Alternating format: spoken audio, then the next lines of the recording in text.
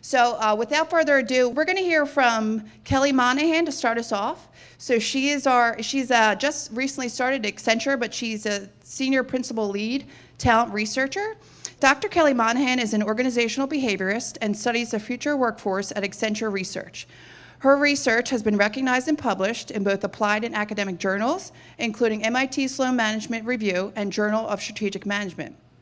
In 2018, Kelly released her first book, How Behavioral Economics Influences Management Decision-Making, A New Paradigm, which is Academic Press, Elsevier Publishers. Dr. Monahan is frequently quoted in the media on talent decision-making and the future of work. She also has written over a dozen publications and is a sought-after speaker on how to apply new management and talent models in knowledge-based organizations. Kelly holds a BS from Rochester Institute of Technology, an MS from Robert Wesleyan College, and a PhD in organizational leadership from Regent University. So thank you so much, Kelly, for being here, and I'll turn it over to you.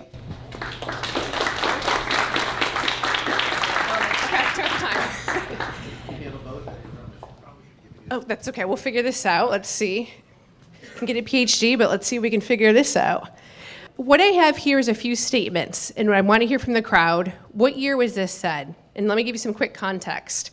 What happened was this was automated technologies was entering a manufacturing setting across the globe, and a group of industry leaders, including HR, got together to determine what the top priorities and the top challenges that they were facing.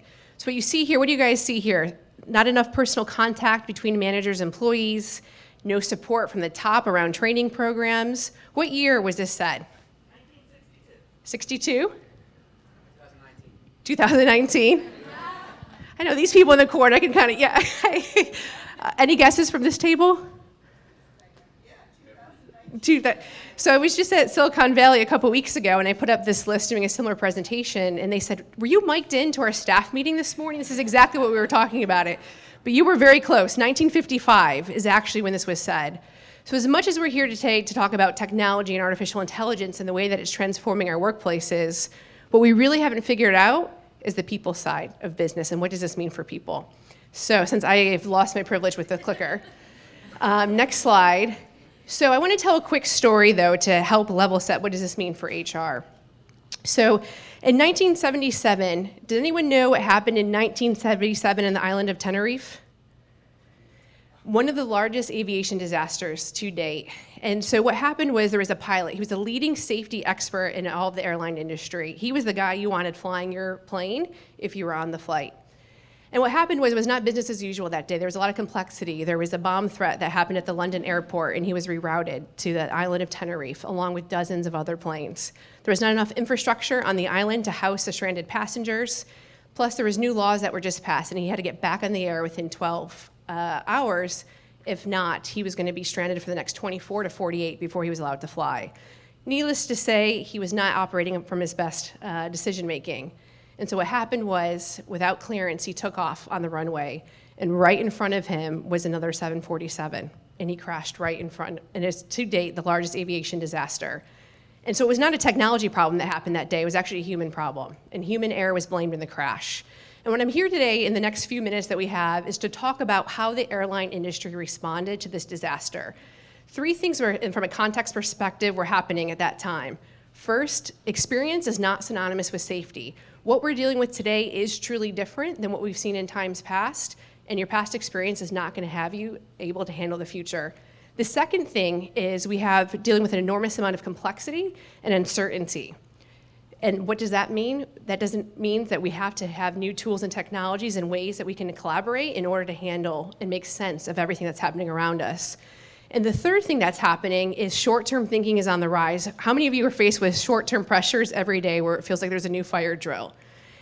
And so what does this mean for today, and what is this analogy, is I think strongly, with all the research is showing that artificial intelligence and automated technologies are the airline and the airplane that's on our runways. We are headed with a clash collision, no matter what industry, no matter what job. Inequality is on the rise, and unless we take changes, we are, I think, headed for a disaster, and that's what my research is all about, is how do we take an alternative course that allows for human-friendly practices to avoid the crash that I think many of us are on. There's three ways we can do that. Here's how the airline industry responded. First, they built longer runways. The runways were not long enough for airline pilots to have any sort of error or slack in the system. So the first thing they did was build longer runways. The second thing is they redesigned the cockpit. They allowed the cockpit to actually work with human tendencies as opposed to having it more complex.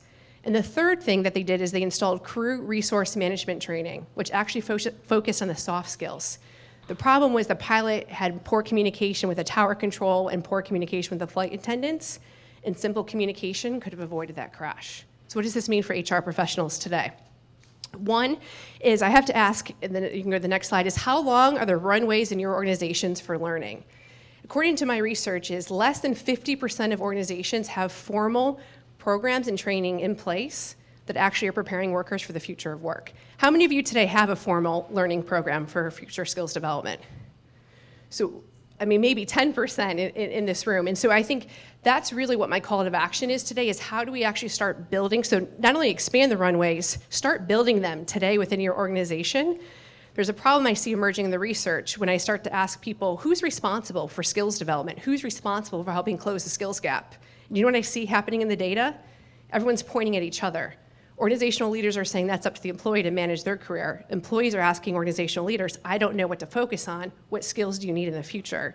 And then some are even turning to government institutions to help handle this skills gap. Second thing, and then one other thing I'll just say here too is in our analysis, I just left Deloitte at Accenture, so some of this is still Deloitte stats. 24 minutes is about what your average employee spends on learning. And that is simply not enough to keep up with the pace of change. Second thing is, going to the next thing, what do you have to do? You have to redesign the cockpit. We have to fundamentally redesign the relationship we have with work and the way that we think through a job. Today, work is designed around routine efficiencies, really aimed at minimizing the variability that human beings bring to the workplace. And what we have to do is actually bring out the very human thing that makes us different than technology. We are not great at doing routine, efficient tasks. Robots are good at that. Automated technologies. We need to offload that and actually bring about what we're good at, generalized intelligence, context making, creativity, curiosity.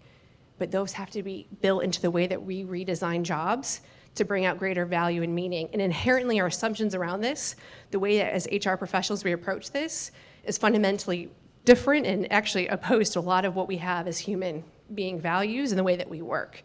So think about your organization. How many jobs do you have that are routine-based, that demand cost efficiency? Those robots, AI can do much better. And so what are you going to do with that workforce? And how do we retrain and re-equip our workforce to move on to the future of work?